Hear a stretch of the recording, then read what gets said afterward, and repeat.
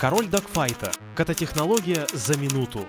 В 70-м году военное противостояние эволюционирует. Соединенные Штаты вводят в строй новые истребители F-16. Старые советские машины уступают по характеристикам и становятся неактуальными.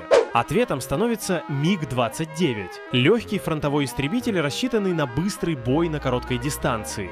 Конструкторы грузят все в тягу и маневренность. Два двигателя дают огромный запас мощности, позволяющий лететь вертикально вверх с набором скорости.